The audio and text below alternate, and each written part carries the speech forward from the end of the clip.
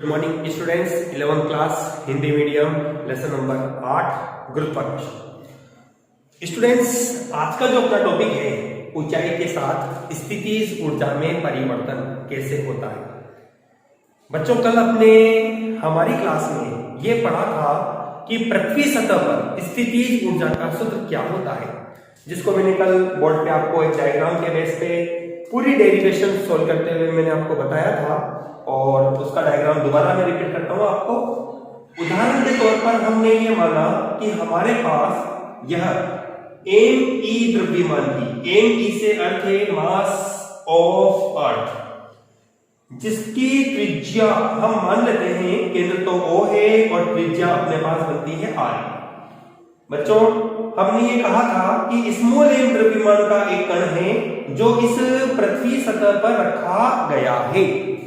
ठीक है, आज हम ये ज्ञात करना चाहते हैं कि यदि मैं इस कण को उठाकर पृथ्वी सतह पर ले जाता हूं, पृथ्वी सतह से एक ऊंचाई पर ले जाता हूं, तो इस स्थितिज ऊर्जा में परिवर्तन कितना होगा, वो परिवर्तन मुझे ज्ञात करना है।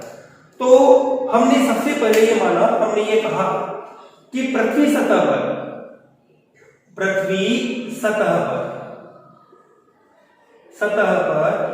कण की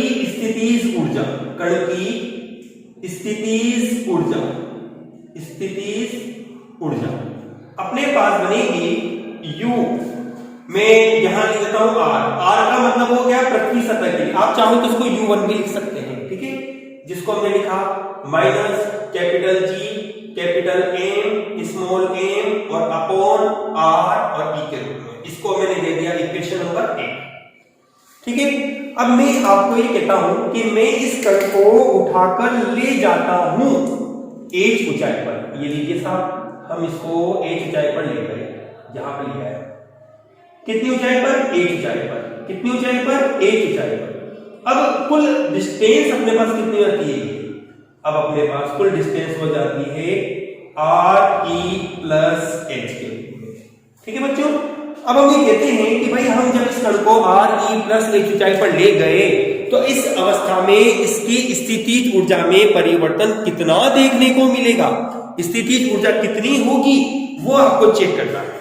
चलो हम इसको चेक करते हैं, स्थितिज ऊर्जा में परिवर्तन कितना और किस प्रकार से बनेगा। तो हमने ये कहा कि पृथ्वी सतह से RE प्लस h ऊंचाई पर स्थितिज ऊर्जा कितनी होगी। चलिए हम इसको हल करते हैं, तो अपने पास बनेगा U R प्लस h बराबर होगा minus capital G ME small m बटे RE प्लस h। समीकरण नंबर हमने इसको नंबर दिया 2 नंबर। ओके स्टूडेंट्स, अब क्या करना है, जैसा कि आपको कहा गया है, आपको निकालना है स्थितिज ऊर्जा में परिवर्तन किसके साथ, ऊंचाई के साथ। भाई हम ये ज्ञात करना चाहते हैं कि पहले ऊर्जा क्या थी और अंत में ऊर्जा क्या बनी और दोनों के बीच में डिफरेंस कितना आया, वो मुझे ज्ञात करना है।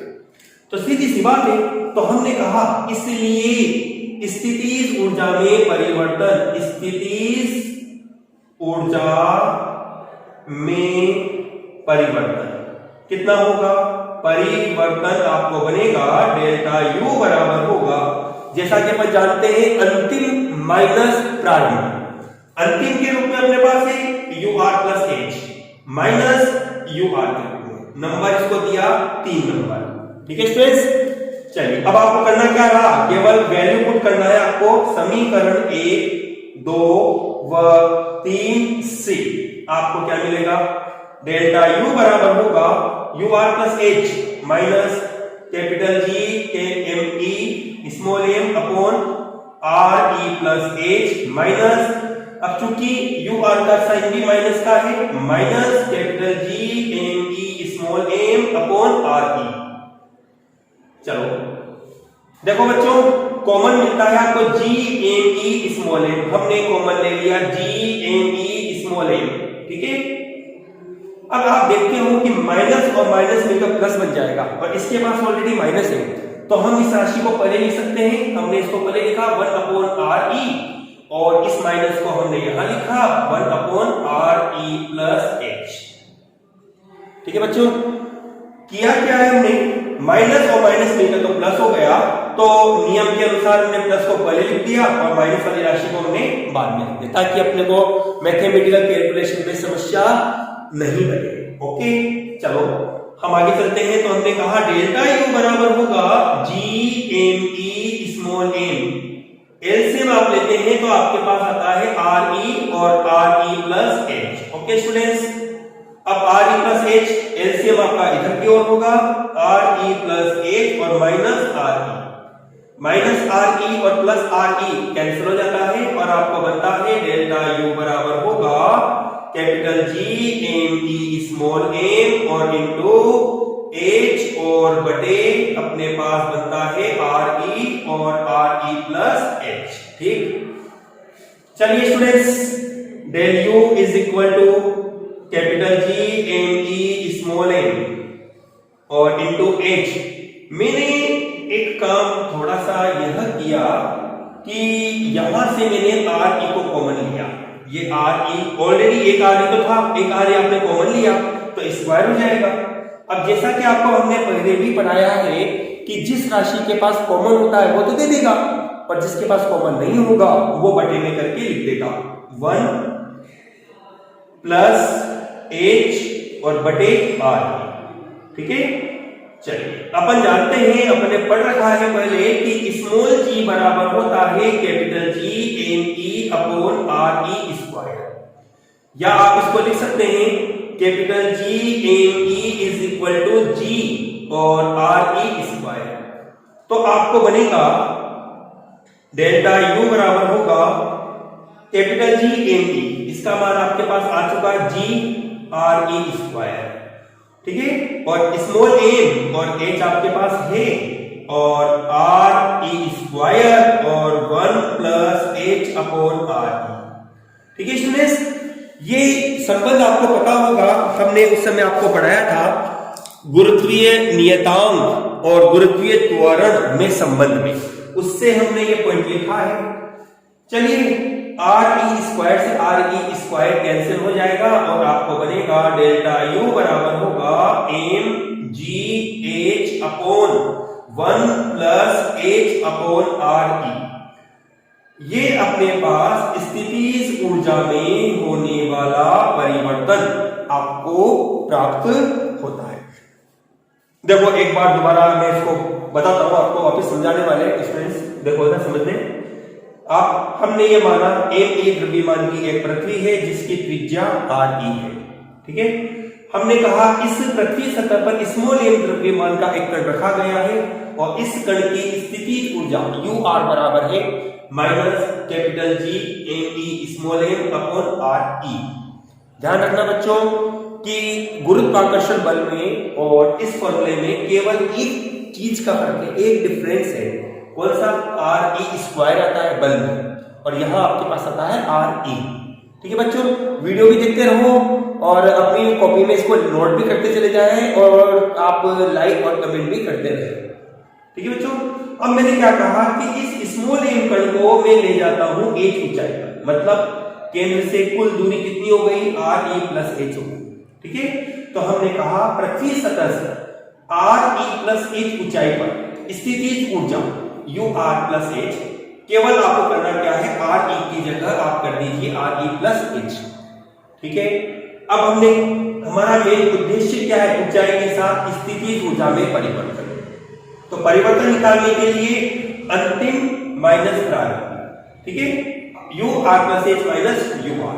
ओके, UR+H का मान रखा आपने समीकरण नंबर 2 से, माइनस कैपिटल GME/RE+H माइनस और UR का मान रखा। ठीक है, कैपिटल GME कॉमन मिलता है, आपने ले लिया कॉमन और यहां बचेगा क्या? 1/RE और माइनस वाली राशि को आपने पीछे ले लिया RE+H के। अपने पास GME RE+H और माइनस RE और प्लस RE कैंसिल हो जाएगा। आपने इसमें से RE को कॉमन लिया तो RE², अब चूंकि इसके पास तो RE था इसने दे दिया, लेकिन इसके पास नहीं है तो इसके बटे में अपने RE लगा दिया। ठीक है, अब जैसा कि अपन जानते हैं गुरुत्वीय त्वरण और गुरुत्वीय नियतांक में संबंध, आपको उस समय क्लास में बताया भी था इस चीज को कि यह एक बहुत इंपॉर्टेंट पॉइंट होता है जो कई बार अपने लिए बहुत उपयोगी साबित होगा। कई ऐसे संबंध, ऐसे फॉर्मूले होंगे जहां इसका उपयोग बार बार किया जाएगा, इसलिए आप स्टूडेंट्स इस फॉर्मूले को याद भी रखें। GME is equal to GRE square. चलो इस GME की जगह हमने वैल्यू पुट करी किसकी, इस GME की जगह हमने GRE स्क्वायर रख दिया। अब एक RE स्क्वायर से एक RE कट जाएगा और MGH 1 प्लस H/R। बच्चों ये अपने पास इक्वेशन नंबर आती है नंबर 4। ये अपना हालांकि टॉपिक कंप्लीट होता है, लेकिन मैं यहां एक बात और आपको बताता हूं, सुनिएगा ध्यान से। मैंने आपको स्पेशल नोट डाला है यहां और आप अपनी नोटबुक में भी इस नोट को लिखेंगे। मैं ये कहता हूं यहां पे यदि मेरे पास h मतलब ऊंचाई का मान बहुत कम है, किसकी तुलना में, त्रिज्या की तुलना में, क्योंकि जैसा कि अपन जानते हैं पृथ्वी की जो त्रिज्या होती है वह लगभग अपने पास होती है 6400 किलोमीटर।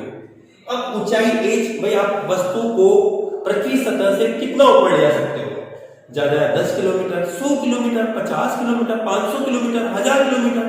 भाई हमारे पास तो 6400 किलोमीटर है, और वो भी कहां से, केंद्र से, ठीक है ना।